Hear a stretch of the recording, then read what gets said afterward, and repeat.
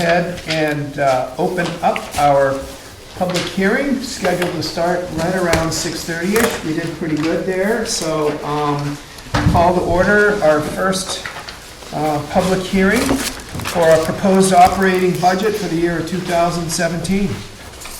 So moved. And I think we had enough copies for everybody of the proposed operating budget back there. There are some, also a draft of some warrant articles towards the back of the packet. We highlighted changes in the different departments that are represented in how we go through our operating budget, and the change from last year between our proposed budgets from 2016 and what we're proposing this year in 2017. And as you can see, if you have one of the copies of the packets, some departments are up a little, some are down a little. There are some that have some major changes, and we're happy to go through and highlight some of those and explain any of the changes, large or small. The bottom line is our total operating budget that we're going to propose at the town meeting at this point is down $9,243 from last year.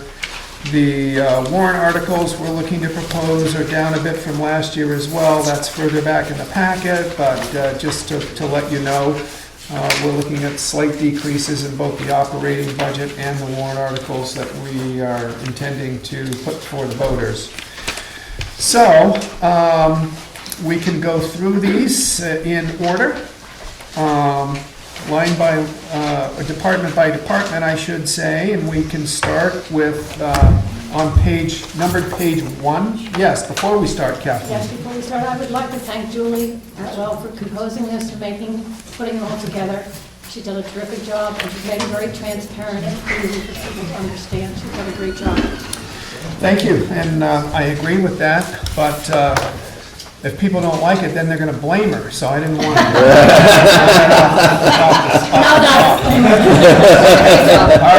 All right, thank you. All the credit, none of the blame, right? Yeah, and it has been a project we've been working on for months, as you know, so thank you for recognizing her. So we'll go ahead and start with the Selectmen budget. And that's on numbered page 1. Again, we've got a 3% increase that we're proposing. Across the board. Across the board, all staff, again. And we have an increase in the treasurer's expenses. We've got increased mileage in both, and this will be the same for the town clerk also.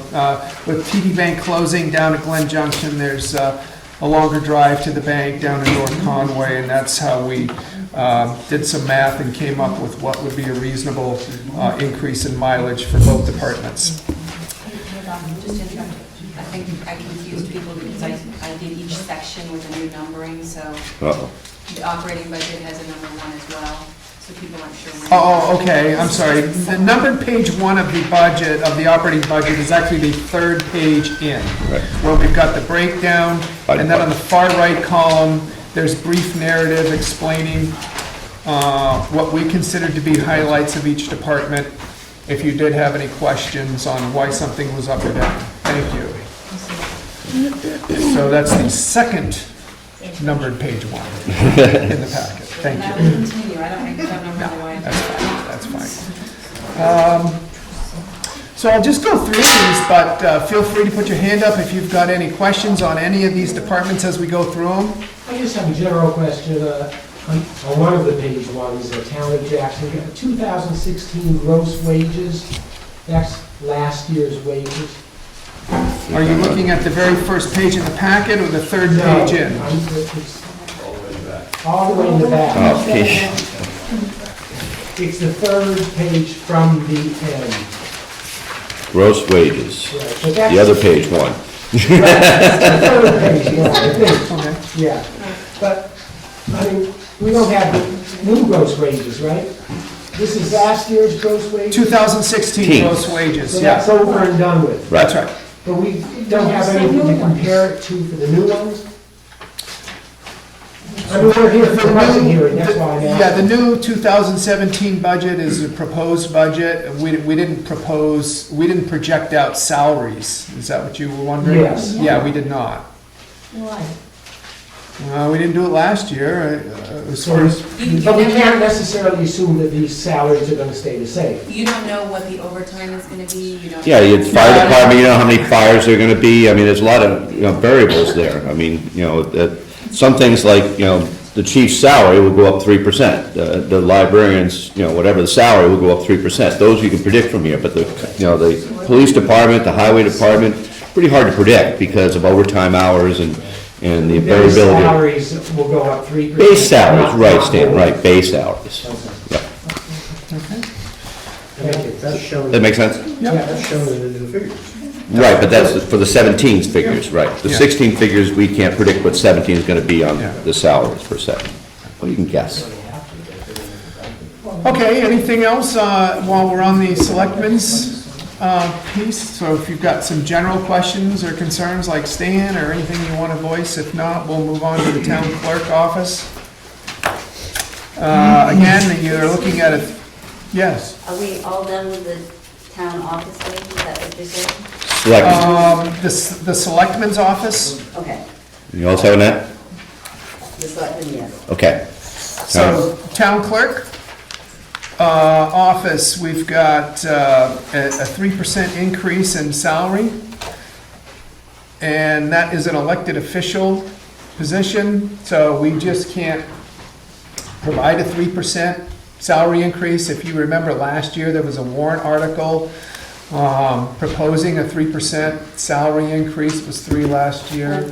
What we're doing is we're making this, Right. normally it would go in the operating budget, but we're putting it as a warrant article Right. because she has requested her increase to be the same as all Right. town employees. So last year's warrant article was for this year. The warrant article that we're gonna put out this year for the town clerk tax collector is gonna ask the voters to approve always lining up her salary increase with the salary increase that all town staff get. So last year was a one-off 3%, because that's what we were getting, and we wanted to align it, and we're gonna ask voters to approve that salary always increasing by the amount that staff's salaries increase moving forward. And then we've got more money in the budget for the deputy town clerk tax collector, because we've had requests to open that office up and have the hours align with the town office here, the selectman's office, and that would have, that increase will allow the town clerk tax collector's office to also be open Wednesdays. Currently, it's closed on Wednesdays, and so it'll have it open 5 days a week. And that's what that increase represents. And increase again on expenses is primarily due to the increased mileage, going to, from the Glen Bank closing. And as you can see, we have fewer elections this year also. That's also represented in the town clerk's budget. Any questions on town clerk before we move on? I'm sorry, I didn't bring this up earlier, but could you explain the justification for a 3% across the board increase in salaries? For everyone, when my social security increase was 0.3% this year. Yeah. Cost of living increases typically when you go through the formula are typically somewhere around 2%. And we've done a study, and we're just about done with another study this year. We did a study about 3 years ago that showed that comparison to other towns of similar size with similar staffs, that we were in the lower half of our staff were underpaid compared to some of those, and that's why we ended up there was a year that we had a 4% increase. There were 2 years where the police had an 8% increase. Right now, we're proposing everyone have a 3% increase. And that's the logic behind it, is to get our town staff up to a comparable level of other similar town staffs and how they're paid. John, you have anything you want to add to that? Perfectly Okay, great. Any other questions? Financial administration. The office wages, again, represent the same increase. Utilities are now in a different line item, and that's why that $4,500 is out of the financial administration part of the budget. Postage is going down. Missed phone down too. What's that? Missed phone, but that's also down a little bit. Which one? Phone, telephone. Phone's down. Oh, yeah. Yeah. Right. Yeah, just hitting the ones that had the narrative there. And computer technology and support is basically what we had last year was a one-time website upgrade. So even though we spent more than we budgeted for, we're still proposing the same amount next year. Yes, Sarah? Yes, I'd just like to just throw some figures out here about the Office of the Financial Administration. If the administrator earns, say, $50,000 a year, on top of that, the interlocal trust, if you're a single person, your HMO is $762 a month. You're a two-person is $1,526 a month. If you're a family, it's $2,005 a month. That's for insurance on top of your 50. If you have New Hampshire retirement as an employee, medical subsidy percentage is going to be 30%. Your pension percentage is 11%. So the total employee percentage is 11.38%. Also, the staff gets 14 paid holidays. It also gets, if you're employed 1 through 3 years, 200 hours of PTO time. If you're 4 years through 7 years, you get 240 hours of PTO time. If you're 8 years through 12 years, you get 264 hours of PTO time. 13 years through 19 years, you get 280 hours of PTO time. 20 plus is 320 PTO time. So I'd just like to point out, I realize that you're stating that other towns of our size get increases and we're on the lower pay scale, but I do have to point out that I do feel that we do treat our employees fairly, that we do give them good benefits, that we do supply them with not only New Hampshire retirement, but Social Security as well.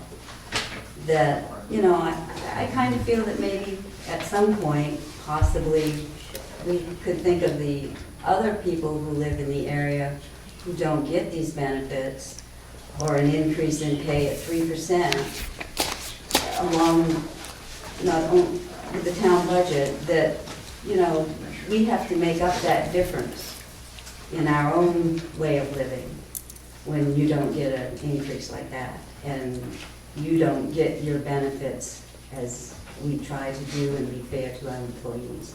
So I really think that I would like to see that we try to keep things the way that people can afford to survive and live on their own wage as well. Thank you. Great. Comments, John? Okay. Stan? Yeah, I'm sort of ashamed to show my ignorance, but I don't have any idea what financial administration is. I've never heard of it before. Come to every meeting, and who are these? Where do they work? Are they in the offices? These are the women that work in the office that run the finances of the town of Jackson. In this office? Right here. Right there. I never knew that, okay.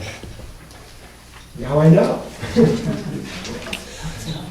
Bill? Well, I apologize, I meant to make this comment before the start, but just a point of information for the people, because for the last several town meetings, this doesn't seem to get addressed very well or understood.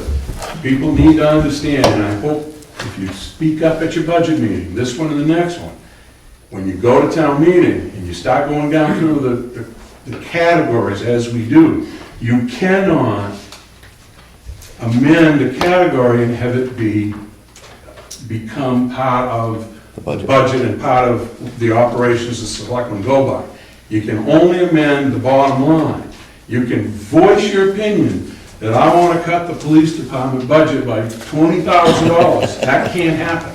And if people would understand that better, I think it would help at town meeting to eliminate a lot of the frustrations that I have had comments back, and I know you've had comments back since last town meeting. It happened the previous year and the previous year.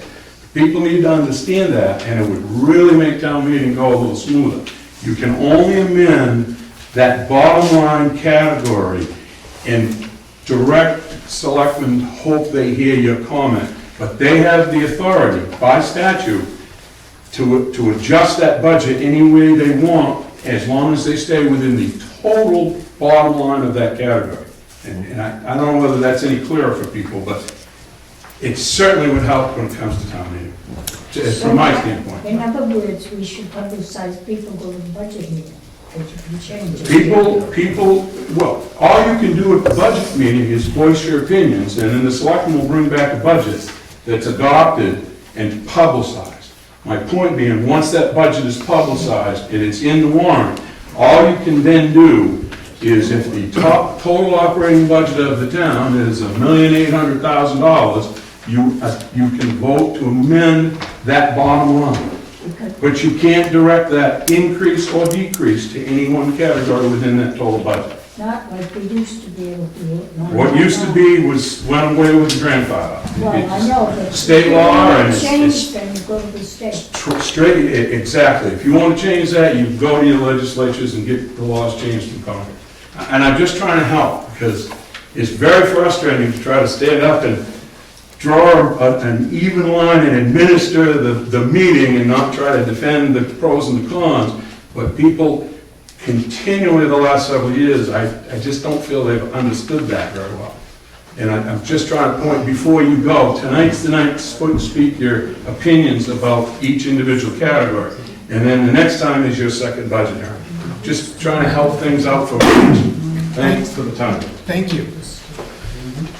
I just wanted to say, this is the time to adjust any line item. This is the time to suggest it, not at the town meeting. And even if it's not highlighted as a major up or down with narrative connected to it, I mean, we're certainly open to Peter. hearing any concerns. Was there a hand? Peter? Yeah. Hi, thanks. At the risk of sounding like a broken record every year, I'm not going to talk about the airport. I've said this in past before, I'm looking at roughly a $2 million budget here without warrant articles, and the employee increases at 3% roughly are about $24,000. It's a fairly small part of the budget, and I've said this at town meeting before, I continue to think this way. Our employees are our most valuable asset. I say it every year, they're the only thing that appreciate with age, as opposed to buildings, trucks, everything else. I have no problem supporting people earning a living wage in this community and working for this community. This is not an inexpensive place to live and work. I have no problem supporting a 3% increase for the employees where it was put into the budget. Thank you. Thank you. So the Financial Administration Department continues on to numbered page 2, the next page in, where we have registry recordings, the minute recordings, payroll processing fee, and bank fees. And then we move to assessing, which is a flat fee. Legal. Planning board expenses look the same. Tom? When are you reevaluating? Are we reevaluating this year or next year? No, it's every 5 years, and we did it in 14. 1/3 a year. Yeah, they do a certain portion every year. Well, this line is just his yearly wage. We put in the warrant in a capital reserve fund for the revalue. Okay. Like, just curious. 'Cause Yep. Some towns do it 5, some towns whatever. Yeah. So we're due for the next one, Matt? 2019. Like 2019? 2019. Yeah. 2019? Coming right up. That's right, that's what I do, maintenance. Jerry? That didn't fall down yet. I know you can't really predict it, it is what it is. The legal expense is still at 30,000, that seems high to me. And I recognize that you really don't, you can't predict what's gonna come up and what may not come up. But I still wonder, how did you pull that number out? It's, what we're proposing to 60,000. the legal is a $30,000 reduction. Yeah, I know it's down, but, Yeah. but it's still 60 grand. 60 grand, right. Right. Yep. It was 40, and we added 50,000 in there last year due to a legal settlement. I guess I'm looking at the wrong line, mine says proposed 60,000. Right. Right. Yeah, That's And right. this year's, And so it's down 30,000 from last year, and where we proposed $90,000 due to a $50,000 legal settlement. We used $78,000 of that budget, and so this year we're proposing a $60,000 budget. But So- I recognize it, and I don't want to micromanage. we can't always tell you exactly what the legal status is for the town. I would say this is our best guesstimate. Okay. If there are things coming up. Thank you. Yep. John, anything to add? Nope. One. Zoning board, down 1,500. And then the general government part of the budget, this is where we find our maintenance and utilities expenses for our town buildings, old library, town parks. Miscellaneous expenses are down by 3,500. Are we gonna have any town hall expenses? I mean, because we had, We never budget that, that's just a reimbursement, or we never budget for that. should be. No, because it's a wash, we get it in the revenue side. Cemetery maintenance expenses, proposing the same amount as last year's budget proposal, 9550. We use 9483. Is that for both of them? Yeah, that's Dundee and Village.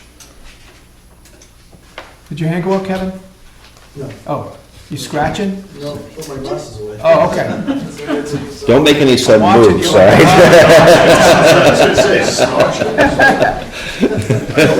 I have a question on. Yes. We just signed a thing for a cemetery plot. Right. Now, where does that money go? To a trust. And where is that money expended for the upkeep of the cemeteries? The cemetery expenses, these here are for like the mowing and the maintenance of the, and the $100 fees goes into an account for, I believe, is it perpetual care of the, Yeah, but that's a capital reserve fund. but that's where is that Used. care money used? People know. That's a good question. Okay, I didn't really expect you to answer. I have that question Yeah, and I'd but like that's to a good. get it from the trustees. Should be able to get that and address that at the next. budget hearing, right? Just, Oh, I think the cemetery sort of takes care of itself. No, they spend more than, they receive last time I talked to them about things that were going on over there. I'm pretty sure. But all right. Jay, when March started, I'm just telling you what they told me the last time we had an expenditure over there. When we were looking at the water lines, and we were looking at the fence. Mm-hmm. I remember the fence, yeah. They spend more than they income, that's why the town has to throw money in. Okay. Was there another hand? No. Okay. Property liability insurance, and this is the, up $1,600, and that reflects the, moving from, to Primex. The policy went up? Yeah. Yeah, okay. Building inspection. Again, the wages reflect a 3% increase, and that salary, that wages line item's up a little bit more because we're adding an extra 4 hours onto, on the building inspector's week. Everything else pretty flat. Yeah. Can I comment on that too? Yeah. I think this past year, I think building permit fees, we brought in like between $13,000 to $14,000. Good. So I think that, if I'm correct, that offsets that cost to the taxpayers. Thank you for pointing that out.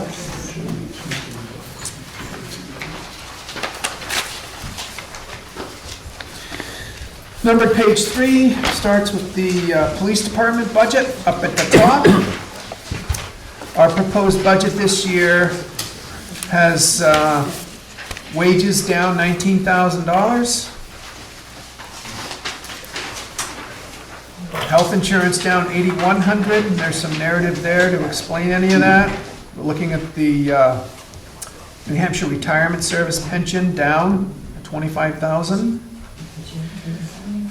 Increase of fuel due to the price of gas going up. Uniform upgrade and police software upgrade represent the other increases in the police budget. And we do have one additional change, that training line item, we're gonna actually change to training dues and fees and increase it $400 to $1,900. That was a last minute change.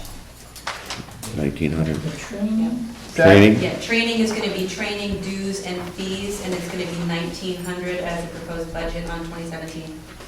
And the reason for changing the wording on that line item and adding $400 to it is that we are going to be using the Madison Firearms Training Facility moving forward, and there are fees connected with membership over there, and that $400 is going to reflect all of our force having access to the Madison range. Correct, Chief? That's correct, yes. The $400 is not the cost of that.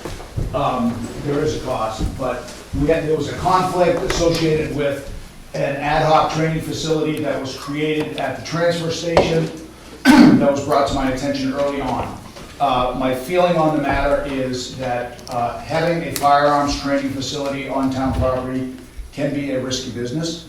You can have environmental hazards as well as ancillary hazards associated with firing guns. And there's a resident up there that it was particularly bothersome with.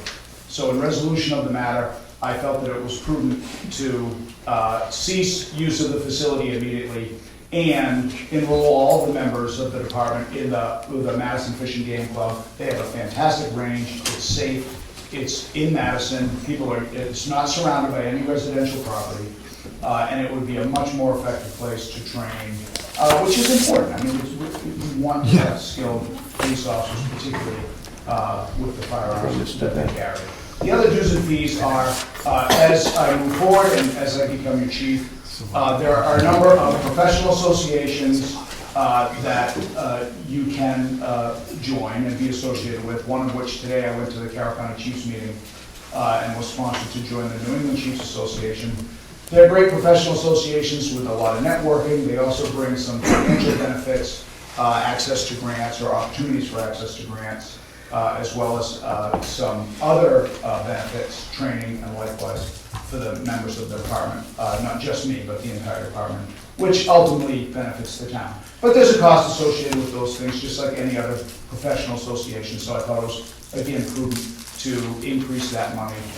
And training, I will tell you right now, I am very training-centric police chief.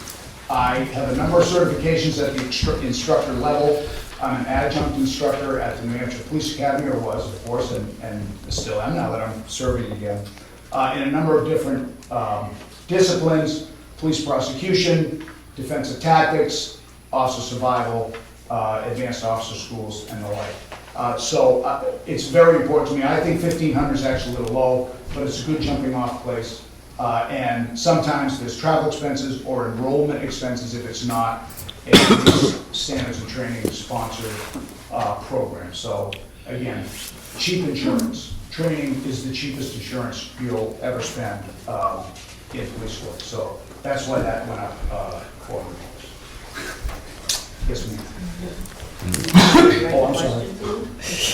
Yes, Sarah Clemens, I'd just like to know, with this budget, and you're taking over, I know we're gonna have a meet and greet, but... I'm sorry. I know we're gonna have a meet and greet, but with this proposed budget, what are we talking about? Yourself, Police Officer McDonald, and what else? This proposed budget accounts for 3 full-time officers and 1,300 hours of a part-time officer at $17 an hour.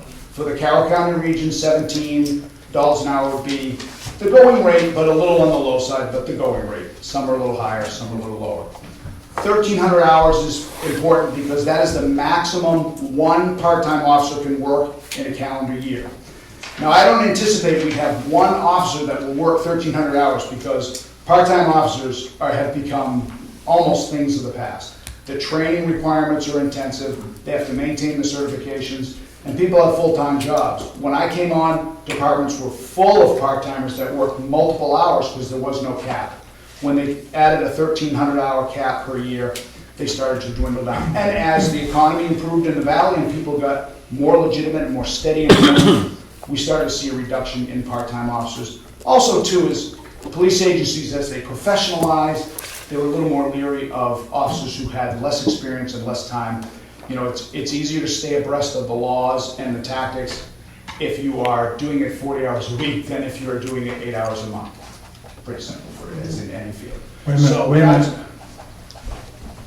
So that is my proposed budget. The personnel coverage would give us police coverage 7 days a week.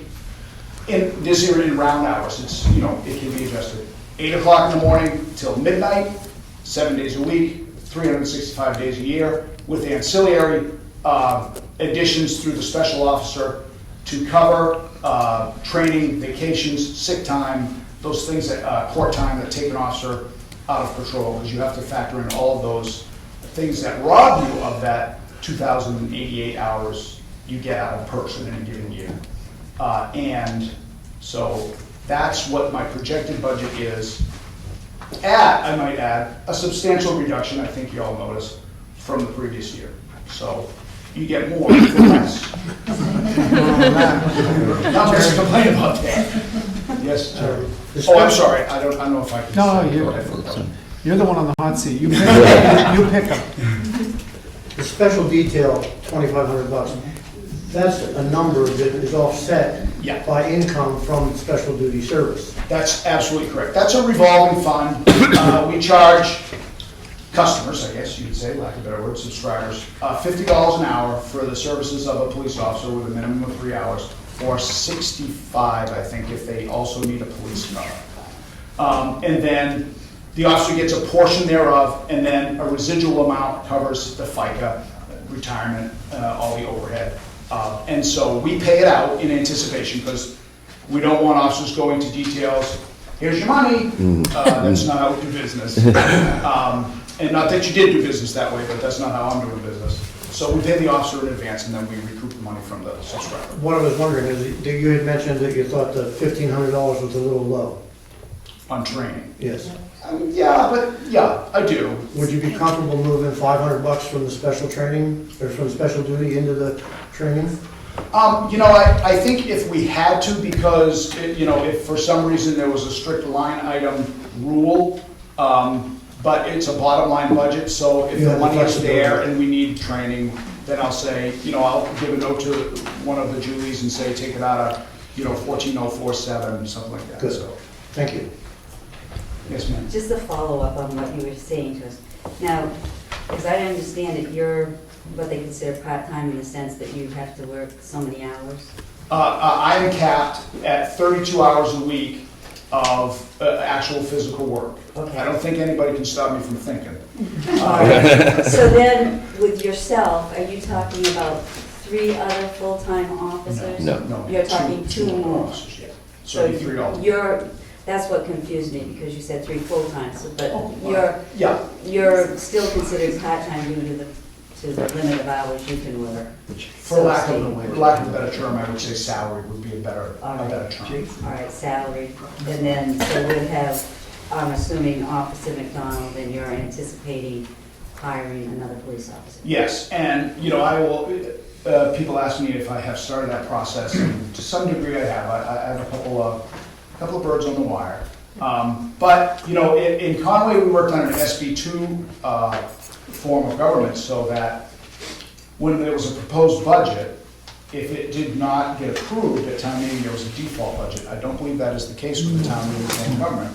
So although it is January, and we have proposed a budget that I certainly hope is acceptable, in light of the fact that it's substantially less than it was last year, and you get the same, if not more, coverage. I'm a little hesitant to start the hiring process, because if something substantial that happens at town meeting financially, then we potentially would have been hiring somebody in January and laying them off in March. That would bother me greatly, particularly somebody who wants to either start their police career or continue their police career. So I kind of wanted to get a feel for where the town is on these matters. May I There's a direct? couple ahead of me, Bob, I didn't, you're looking at me. Go ahead. My question back on the hours and the pay, you mentioned till midnight.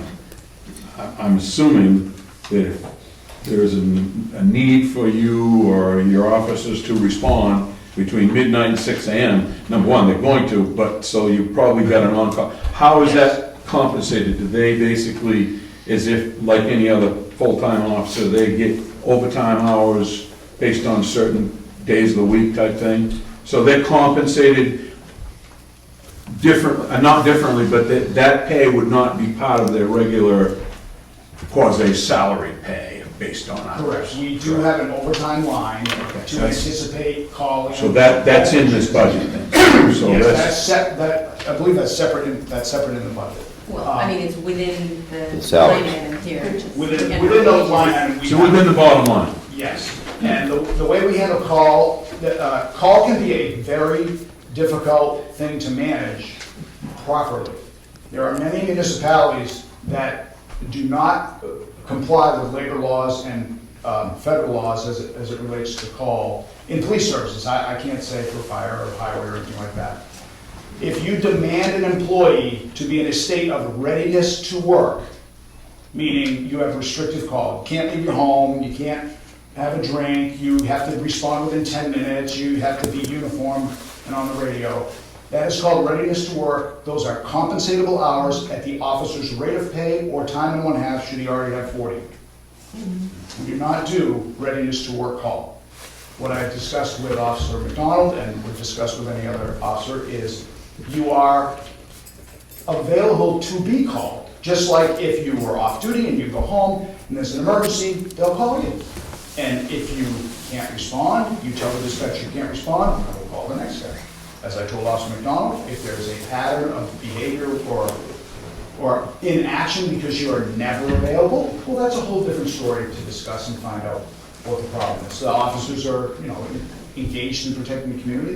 They will respond. They want to respond. If they don't, we'll address that. I have been on call already. Officer McDonald's on call, and pretty much If the person's going off at midnight, they're on call till 3, and then the person who's coming on is on call after 3. If I could just finish with a comment back to Peter's point, if it required that you had to put more money in this budget, I'd support it for the simple reason, off-duty, on-call times. In 40 years of doing fire and EMS work for this town, we have almost always had the luxury of, when the police department is off-duty, because you can't expect 3 guys to be 24/7, 365 days a year in Jackson, out of their home. We've always had the luxury of, most times, unless there's something really bad, one of our police officers have responded to aid in emergencies out there after midnight. And I know our neighboring town, that has not been the case. We've been recipients of that. And I would encourage our new chief to hopefully adopt that policy, that we always somehow, some way, at all possible, make our officers available to respond to emergencies when they're on their personal time that they should truly earn and deserve, because it's extremely important when crap hits the fan out there at 2:30 a.m., you want somebody coming to your aid. Absolutely. Any police officer that's going to wear the same uniform that I wear is going to have the same level of commitment to public safety in the community they serve. So they will respond. Now, that being said, we have to also recognize There's times it's impossible. they're not down the street, unless they're next door to where it's happening, there's a time lag. The only way to compress and reduce time response is more people working, because if you have to call somebody in, there's going to be a time delay. Now, there are a few events that are so time sensitive, the timeliness is critical. It's important, but not necessarily critical life safety. We're blessed right now because state police just added 4 night troopers for our region. And our region goes from Belknap County in Laconia all the way up to the height of the land.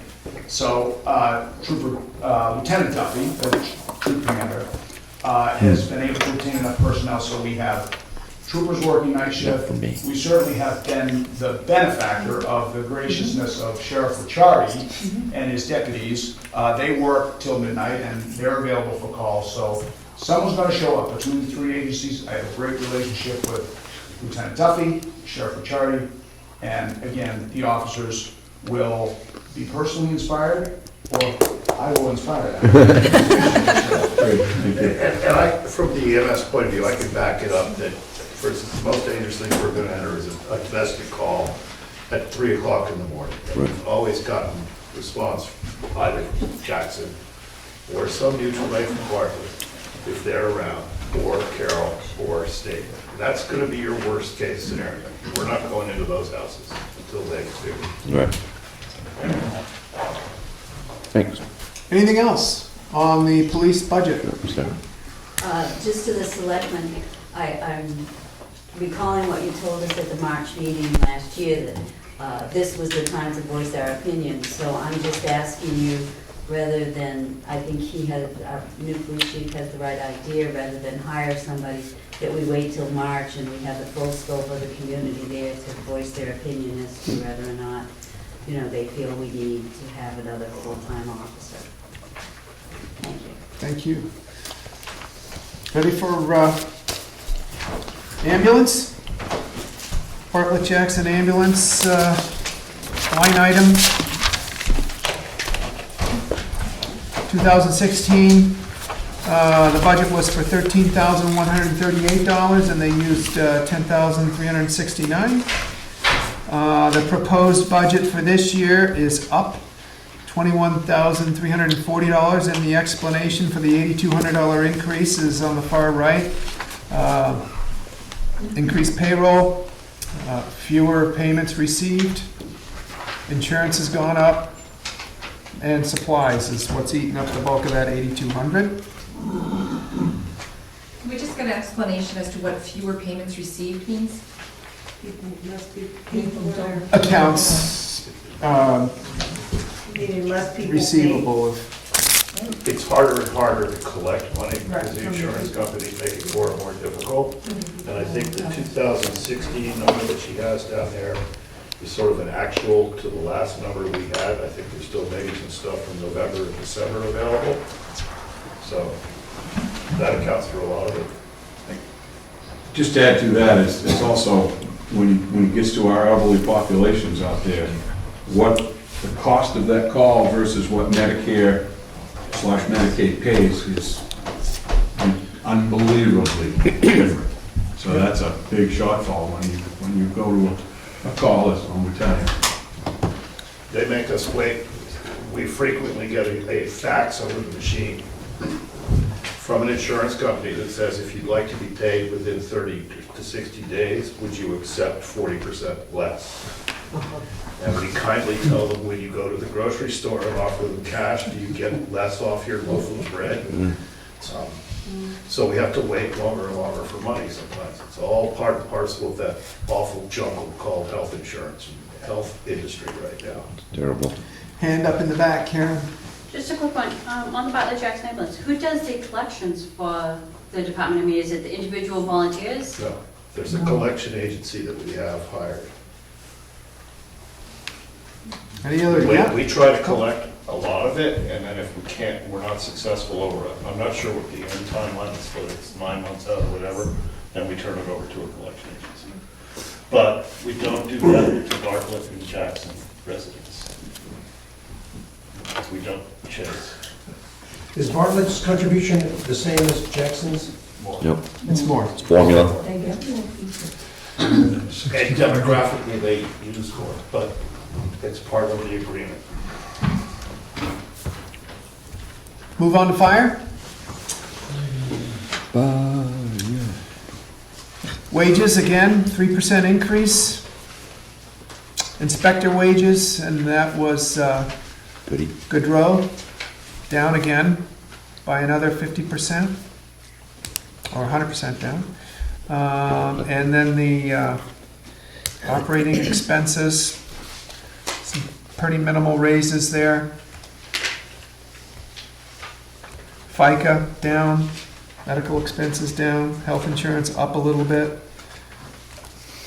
Budget difference, minimal. Any questions on fire? Emergency management budget, increase of $62 that we're proposing.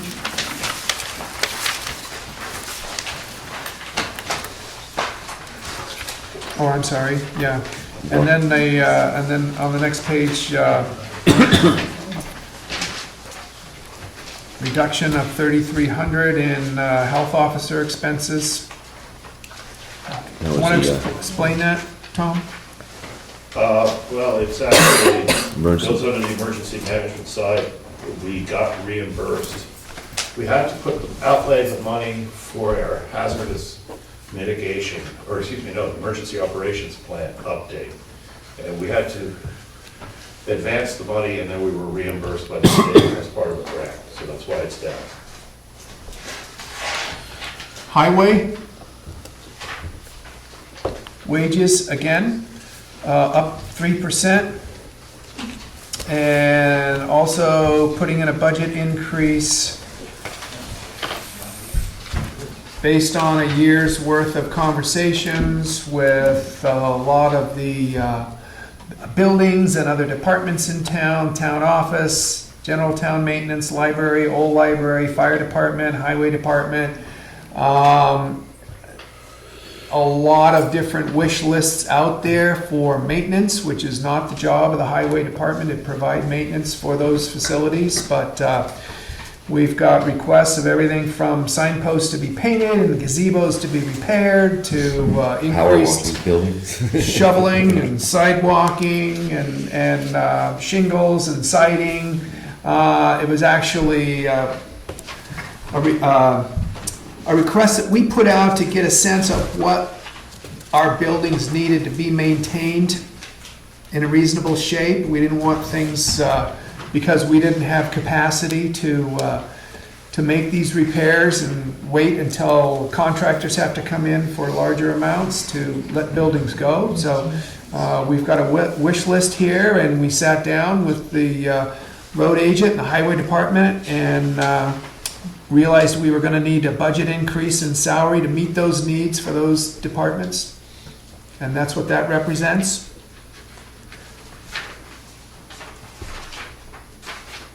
And that also is something we've had to budget for insurance for.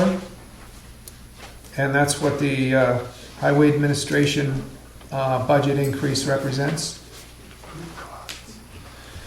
Materials, highway,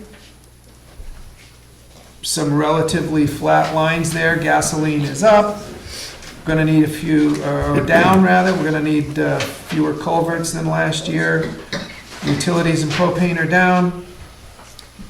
Maintenance of town grounds is up. That's the porta potty expenses that we looked at. We saw one in front of the library. We're going to be looking at one up at the falls, see if we can do the same kind of thing up there to meet the needs of our town visitors. And that's what that increase represents. Street lighting, yeah. I'm a little confused. It's acknowledged in a comment about 4 times. Excuse me, that 2000 is going to require more sand and, et cetera, but it says we'll keep the same. I mean, if the winter continues as it's been, why aren't we looking for more funds to deal with it? There's no increase in sand or gravel or salt. I mean, are they really, they're not really expecting that needed increase to pay for that? Oh, yeah, no, they are. And But they're not based asking for more on, money. Is that- and based on what we started the winter with for supplies from last winter, and what we've used to date, the projection is that we won't need a larger Okay, amount. So they don't think. Pat, you want to add to that at all? You gotta kind of make sure you've got enough money in your budget to anticipate a really horrible winter. If you have a winter like last year, we were down, but, this winter's starting off, expensive. So, we haven't used $24,000 worth of sand money, but if we need it, you have to have it. If you run out of sand, you're all gonna complain, so. Yeah, it's one of those line items, it's just too big a variable to really nail down. And, if we have extra money at the end of the year, we throw it back as, at the end of the year, the general fund, we give it back, so. It's hard to predict. Use 2/3 of what we proposed or appropriated from the budget last year in sand, for example. Same with gravel. Yeah. Just want to say, the last few days, weather-wise, was really difficult. The guys did a good job in keeping the ice off the roads. Very difficult. They're always good. Thanks for mentioning it. Thank you. Anything else on highway? Boy. Sarah? Just a little bit more of an explanation. With the proposed budget and the increase in the wages, Yeah. is that because we're increasing, I don't know, do we have how many full-time, part-time, what are we doing here? That's, I guess, my question. We have 3 full-time employees in the highway department, and we have per diem plowing going on right now. It's not regular part-time hours, is it? He's just coming on. Just when we need him. On call. When it snows, he comes. For that 4th route. Yeah. And then again, as I said earlier, our anticipated need requests from all of the different buildings for maintenance is going to require us adding onto that.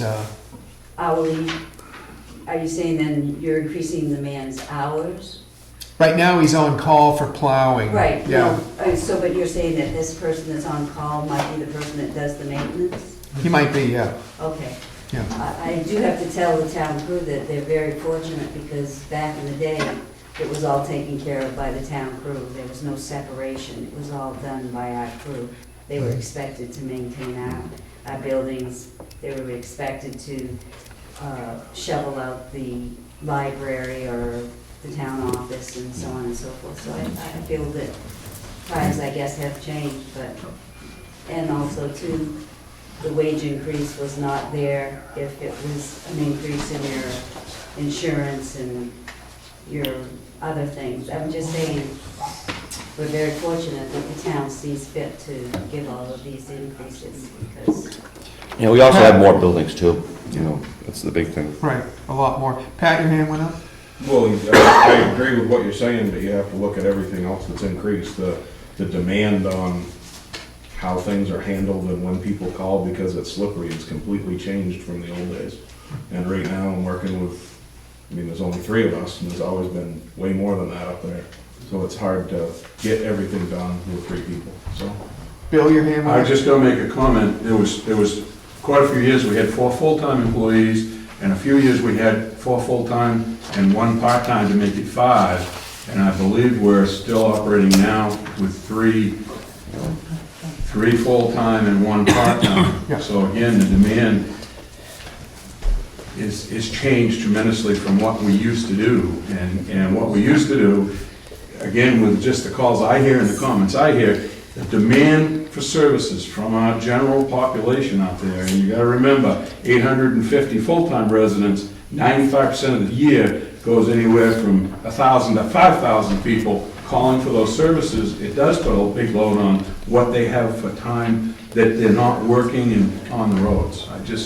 I see it, I observe it, and I've seen it, been around with it for a long time, and it really is, it's a totally changed atmosphere from what we used to do.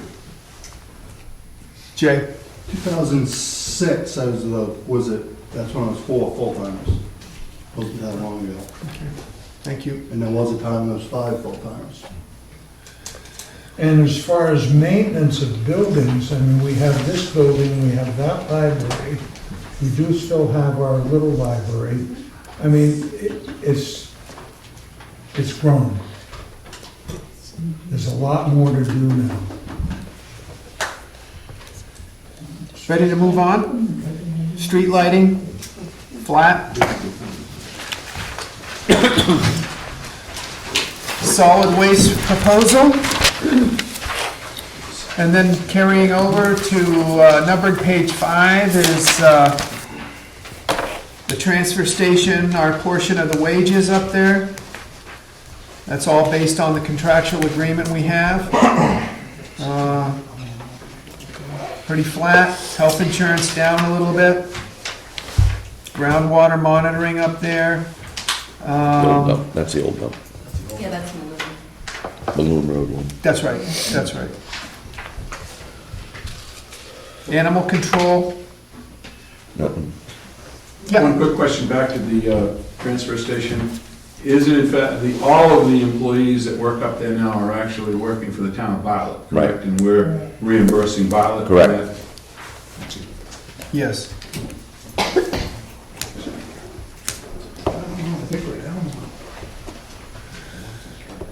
And then, yeah, Do we really need an animal control officer?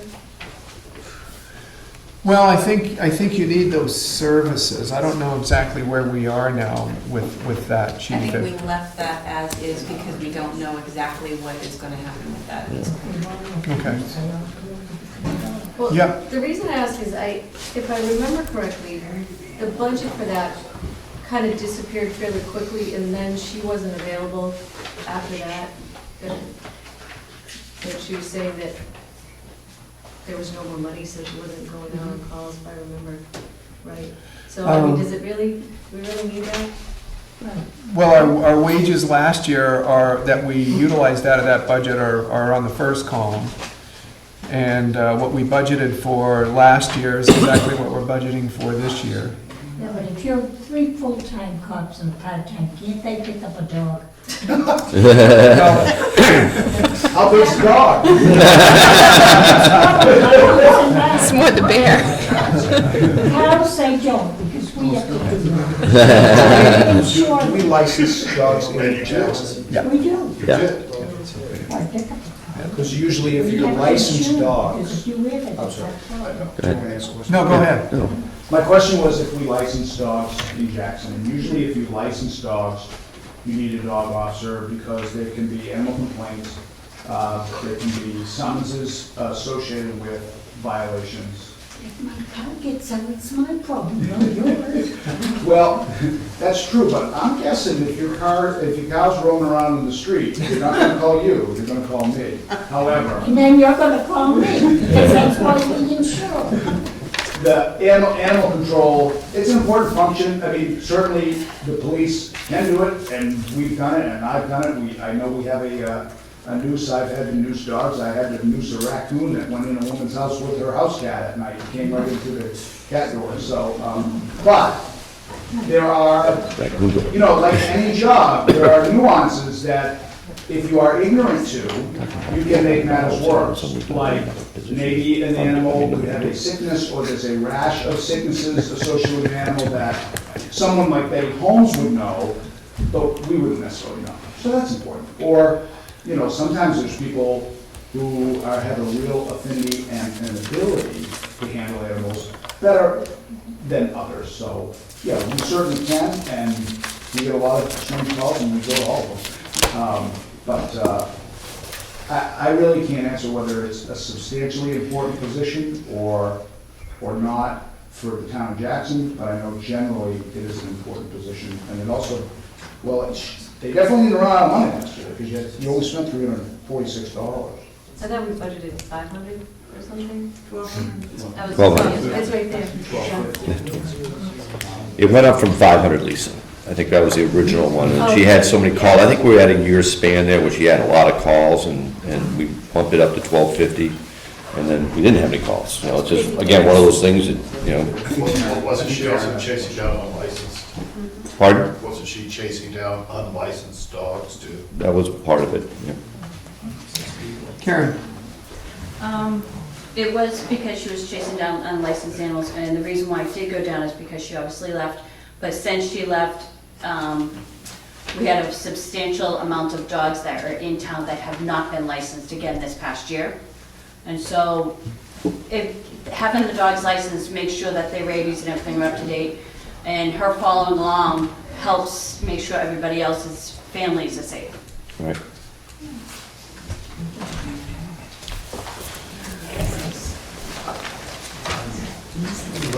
Ready to take a look at the library?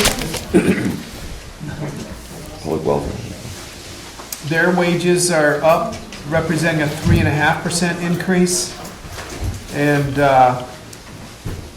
minimal increase in utilities, FICA medical expense as well. Yes? It's really a 3% increase in hourly wages. It's just, when you factor in, we do it mid-year on our pay increase, after the year's last year's increase. So it was a 4% last year, 3% this year. The average is 3.5%. That's how it works. Thank you. Make sense? Ready for recreation and parks? Everything's flat from last year on the rec department, conservation commission, Valley Vision, filming. Same thing we budgeted for last year and you approved. Debt service, bond principal and interest. Obviously the interest is going down.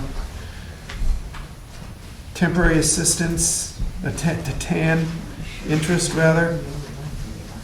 The same. Bottom line. Capital reserve funds, vehicles and equipment.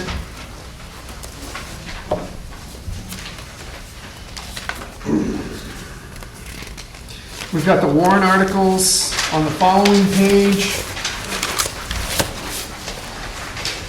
7:30, what's your pleasure? Shall we continue on? Yeah. Everybody just getting warmed up?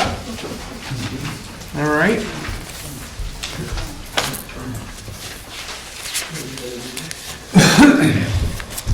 And again, the bottom line on the warrant articles is that we will be asking, at this point, it looks like we're going to be asking for $35,000 less in warrant articles this year than last year. And we've laid them out. They're not numbered at this point. They typically aren't. But If you go through, we've got 4 different warrant articles that are coming off the books there: the highway truck, the police cruiser, the town office air conditioner, and the old library capital reserve fund. And we've got the Time Warner franchise agreement. You want to explain that briefly? Ours has expired and we need an attorney to, that deals with that specific thing to renegotiate the terms. And then you're looking at the town clerk tax collector pay increase, and that's, that increase is represented in the warrant article. Second half of our commitment for the new purchase of the ambulance. Actually, this is just the withdrawal part of the warrant article. Oh. The other 45,000 is below, that's the contribution for the ambulance. later. This is the withdrawal side that's gonna also show as revenue as well, so it's a wash. Got it. And then the transfer station, phase 2 of the renovation project up there. Did you handle up here? Yeah, I did, Bob, thank you. Just to back up the capital reserve for the old library. So if there's nothing in capital reserve, where is that money coming out of for support of the old library these days? Coming under town? So that was for the particular project with the roof and the painting, or that whole project. That's just showing the expense side. What exactly is your question? That was last. That was a one-off warrant article that, yeah. For repairs, but That's right. they have operating expenses. I That's think. in the operating budget. It's in the general Yeah. town, Yeah, under town government. under town government, okay. There, There's no breakout of that, though. It's, the well, 4,200 on numbered page 2 under general government, parks and buildings. That basically represents everything from electrical and cleaning to supplies. All right, thank you, I missed that. Yep, no.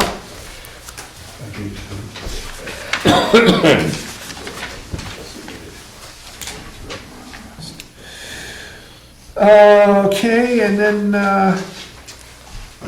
we're proposing a fire furnace upgrade this year, also on a warrant article.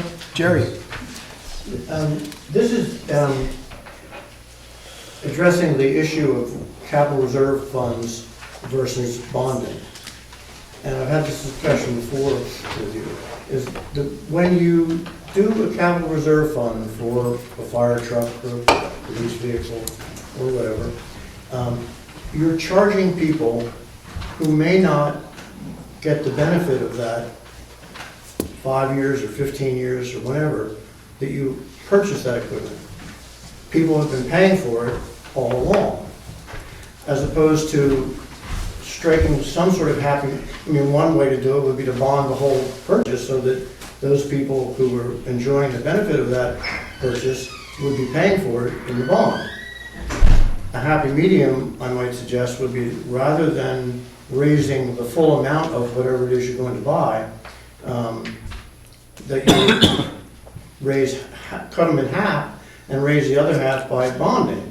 That would, in my mind, allow 2 things. It would allow then you to make a case for why you're going to buy that piece of equipment at the time, as opposed to when you're putting the money away, there's no real discussion on when to buy the vehicle or whatever the equipment is. Whereas with bonding, you would have a discussion before the voters and say, okay, now we're going to buy a fire truck or a highway truck or a heavy equipment piece, and we've raised X amount of dollars in capital reserves, and the other part of it, half, will be done in bonding. At least then, the people who were enjoying the benefit of that purchase would be here to enjoy it or get the benefit of it. It's just a different way of thinking about how you purchase equipment. Yeah, and that, Dick, John, any? I like that idea personally. I think that's, We talked about it last year, and it was primarily involved with the fire truck right, that's a big idea. conversation. So, And it also, I know this is unrelated, but in my mind, it ties to it.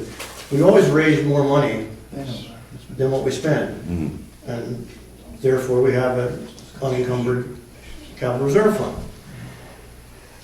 And it seems to me that you've always thought about it in terms of 12.5%, 12, 11%, 13%, somewhere in that range, which I guess you've come to that conclusion based on recommendations from maybe Tammy or North Country Council or whomever. Some towns don't have the benefit of the large tax base that Jackson does, like Conway, for example, has no capital reserve, unencumbered capital reserve fund. Others have much, much smaller than we do. And I wonder if you've thought about, I mean, why we want to keep 12.5% in there, because the methods for using it are extremely limited. Like Tammy, for example, thinks that we should keep it for an emergency basis. You really can't use it for that, as you know. So you've wisely just tried to keep the tax rate level by using amounts of it. And again, it's just a suggestion, philosophy, as I just did with the bonding versus capital reserve funds, that you might think about not having so much in there. And I don't mean it to propose that you'd lower the tax rate by a large amount and take a big cut into it as we once did. That was not good, it wasn't intelligent. I just think that it's, in my mind, 12.5% is too much to keep in there. And I'll leave it, I mean, I don't want to micromanage how you do things, so I'll leave it to you guys to figure out how to do that. I just think it's too much in there. Peter? Jerry, I don't disagree with Jerry. The challenge with bonding is timing. You know, town governments, especially revolving finances, don't move very quickly on an annual basis, and bond rates have a tendency to move a bit. And it's all, if we can get a bond rate and lock into a good bond rate and do that, I think that's a good idea. The problem is that developing budgets and trying to crystal ball a year in advance, or for capital reserve purchases, which are sometimes 5-6 years in advance, it can be hard to anticipate that. And But I respect that, because the bond rates for towns, municipalities, has been historically low. Next to zero. Yeah, exactly. That's why I agree. If you could just lock in a good rate, I don't see any reason why you couldn't and shouldn't look at a bonding.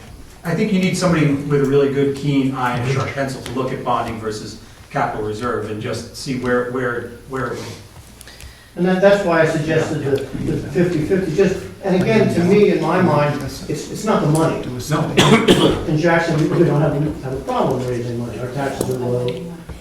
We have the benefit of a lot of second homeowners carrying a lot of the burden. But it's more a matter of who gets the benefit of that purchase. Who's here to get the benefit of it? Tom? Isn't that amount determined somewhat by the state, Julie? What? As far as how much you carry in a special reserve? No, it's not. No. The Department of Revenue won't let you go, I can't remember how low it is, but there's a There's a certain ceiling. point, yeah. Yeah. Right. I remember that there's some sort of control over it. I think there's not around 5%, though. It's really low. That low is 5%? But then that affects. The state used, by the way, the state used to have a minimum. I don't think they do now. Right. Any other comments and concerns that anybody want to express on that? Thank you. We can probably take a look between now and budget hearing 2 on the pluses and minuses of bonding some of our larger capital expenses. You good?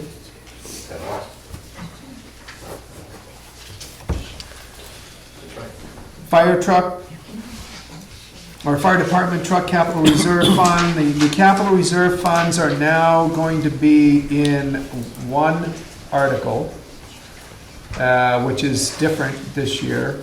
You can still adjust every different capital reserve fund, it's just going to be condensed into one article. And same with the expendable trust funds. So we'll be voting in March on fewer articles, but anybody that wants to amend any of those line items under that article will be able to do that. But only the bottom line, we don't have to. And DRA is sanctioned that because that's totally contradictory of the laws on the operating budgets and what have you. So we're safe, because that's probably gonna come up at town meeting, I wanna make sure. Oh, we didn't think it up. Yeah. I'm sure you did. Well, I was bringing it out for a reason. Yeah. The warrant So that articles. people understand you've done your homework. Yeah. And then the transfer station expendable trust fund, we're proposing to add to that. Go ahead. I wanted to ask Pat, what kind of roads do we have coming up for, maintenance? Are we all set? I mean, we caught up a little bit, I thought. I didn't know if that $65,000 could be trimmed down a little bit, or what was your thought on that number? To keep doing what we've been doing, we probably need to do that, keep the 65. I mean, it's resurfacing, kind of doing trying to do surface maintenance and then some light paving and then some road reconstruction. Do we have any roads that are really tough shape, like the crossroad was this summer, or? Well, Switchback's in pretty rough shape. To keep into the road improvement plan that was set on before I got started, to kind of keep into that is pretty much what that budget's doing. We're gonna do, we're gonna reclaim the first 2,500 feet of Switchback in the summer, and then repave that 25, basically from the intersection by the school all the way up to the water tank. Okay, cool. It's gonna get reclaimed, and then the rest of the road is gonna get paved up above in the sharp corners. So the only reclaim last year really was the crossroad there. Yes. And it is a much larger road distance that we're going to propose to reclaim this year. Yeah. Yeah, we worked. And we've had that input at budget hearings and town meetings in the past too, and we wanted to get caught up, and I know, Jay, if you want to weigh in on this, or correct me when I'm misspeaking, but we weren't reclaiming roads we really wished we had the funding to do in the past, and kind of getting a little bit caught up now gives us the opportunity to, I don't think we've got any box cuts proposed, but we've got some road reclaiming that we, maybe could have been done in the past, but we just needed to get caught up with the state of our roads that were less than what we wanted them to be at one point. We're able to do more maintenance, sealing and crack sealing and sand sealing, and it's a little more viable. We're able to do maintenance, preservation, I guess is the correct terminology, plus some paving to keep something together, plus some road rebuild. Thank you. Dick, any thoughts on that you want to weigh in with? No, I'm just, when we can do a complete job rather than throwing a Band-Aid at a road, I think it's always better to try to do that. So I'd raise the money to do a good job rather than patch it. And that gets on to so we were back to that first article, I moved on a little prematurely on that. That's the second one down, road reconstruction capital reserve fund that we were having a conversation on. Right. And then the transfer station expendable trust fund, state aid reconstruction. I have a question on Yes. the transfer station. Where did the idea of a new backhoe get to with the transfer station? Well, we certainly established need, John. There weren't really any updates from our last meeting on that, right? No, we had prices, we were thinking about leasing it at one point, or lease to own. There are issues with the insurance as far as one town has to own it.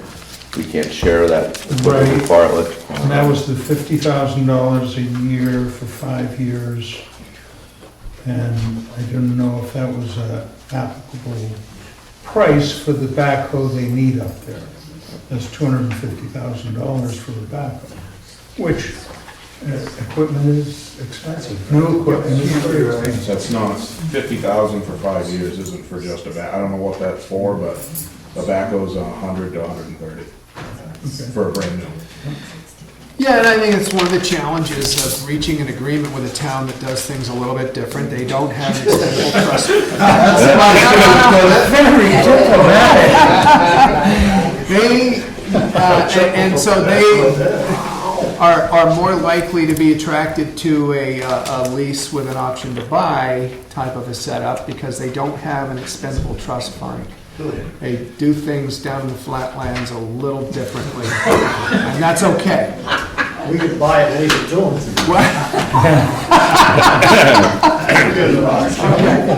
All right.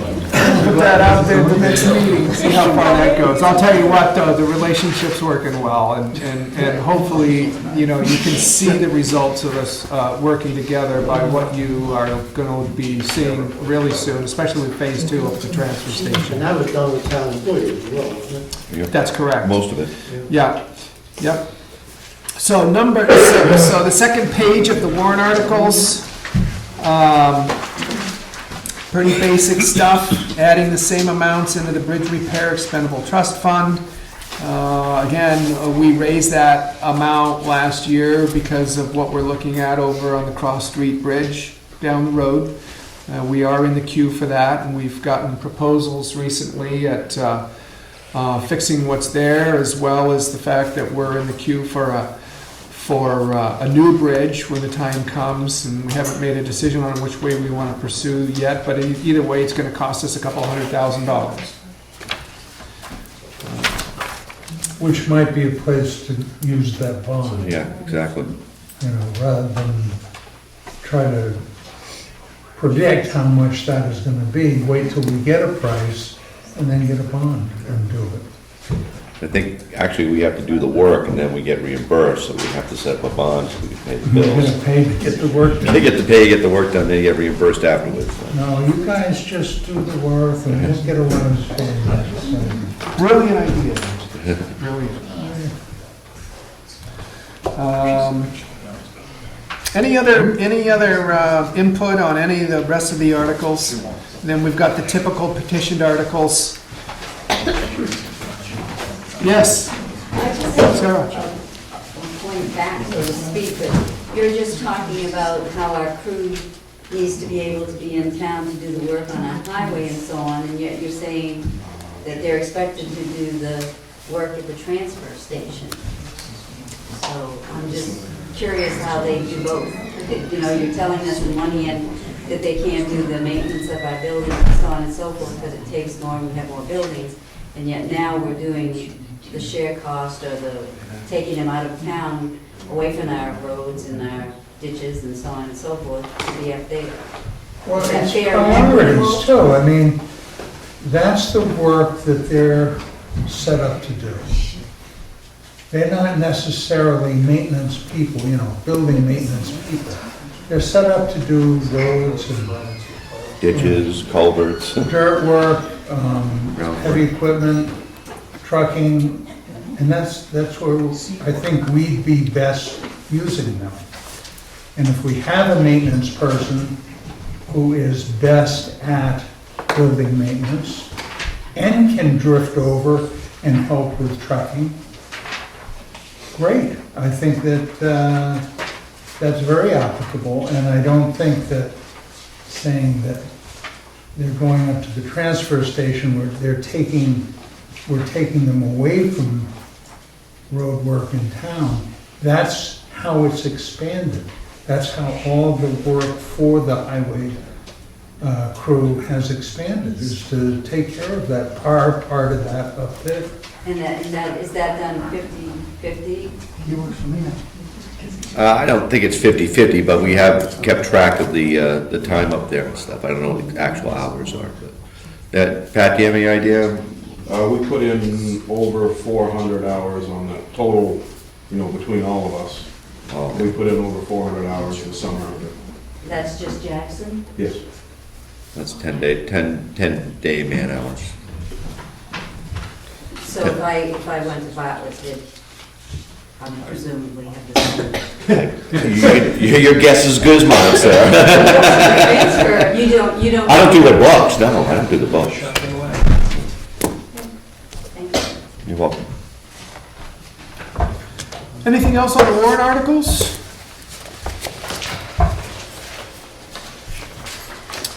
The next page one is the revenue. Next page one. Unless there are questions about the revenue, the page one after that is the tax rate comparison. New to this year's packet is a pie chart with a breakdown of the percentage of your taxes that go to municipal, local and state, and school and county. And your tax rate. I think the important thing on the pie chart is to look at what the school part of it is for the town. Because we have a budget hearing here, and then we have another budget hearing here, and then we have our town meeting. Well, I'd like to see this many people show up at a school board, at a school budget meeting. That's the 17th, isn't it, of this month? Yeah. Well, no, that's February the, 2nd is the hearing, right? There's one coming up, because Jerry told me to ask all of you, that's at this meeting, to please come to the next school budget meeting. It's To really discuss important that you come, he said. So I'm just making that, thank you Dick for bringing that up. And when is that? I forgot to ask him when it I think it's was. Tuesday, the 17th. I don't know anything about the meeting. I mean, there's a school board meeting on Tuesday. I don't know if that's a budget hearing as well. no, No, it's it's after. Amy knows. it's to discuss the preschool. Okay. So it's Okay. a- Oh, this one's to, Yes, Back whether to- we're gonna put it on a warrant article. Okay. Back to you, Peter. My only comment is that for years, Jackson was an anomaly in the fact that our municipal budget was always higher than our school budget, because usually school budgets drive most town budgets. And for the first time, I think this year, our school budget, or maybe it was last year, our school budget is actually higher than our municipal budget, just as an observation. Only by 0.3%. Yeah. And it also includes the tuition to the middle school and to the High school. oh, high yeah, school. to Bartlett and to Kennedy. Exactly. Bill Kelly. I know you're winding down, and this may not be, I may be premature, but I'd just like to point out something on the next to the last page of our packet. Are we done with that one? Let's move on. Well, I'm not trying to jump ahead, but it sounds like we're winding down. Next to last page is, I'd just like to make a comment that, because it's kind of reflecting to a position that I hold, moderator does not receive $1,327. The moderator, like the supervisors, get paid $150 an election, as I understand it.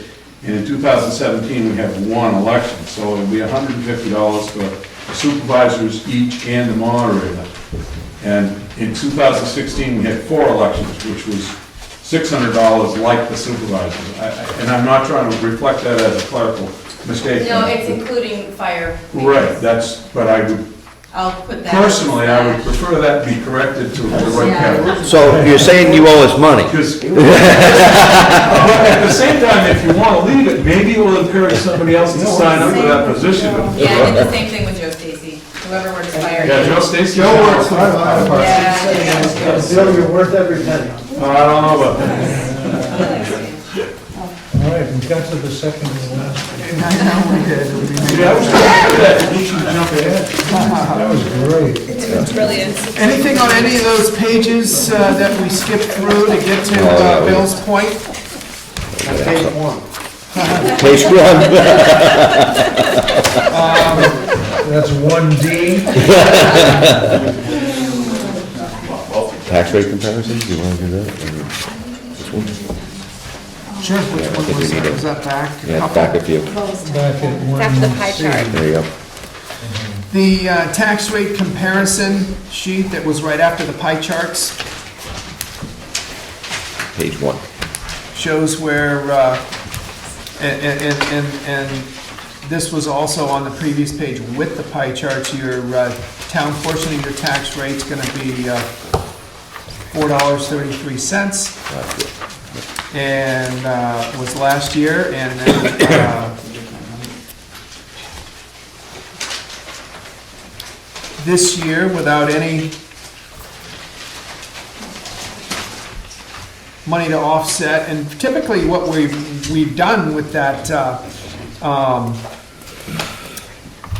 the fund balance is really looked at what voters wanted in warrant articles in the way of one-time projects and try to compensate for it that way. Not that that was right or wrong, but we haven't really justified using those funds for operational expenses. I agree. And I think that you guys have held us to that through the years. And that's still the case today, so. And again, so without any major changes in the warrant articles, I would imagine that our tax rate will probably stay about the same.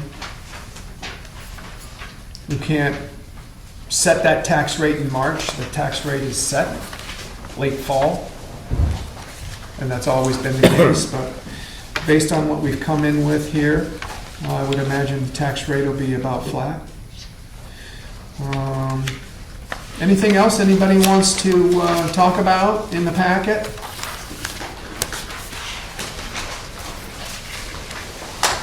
All right, well, we'll go ahead and take a brief intermission and come back and go through the whole thing again one more time with a fine tooth comb. See what we find. Second meeting. We should be wrapped up. Can we do the second meeting now? Thank you all for coming. I'll entertain a motion to adjourn. So moved. Second. All those in favor, say aye. Thank you. Aye, aye.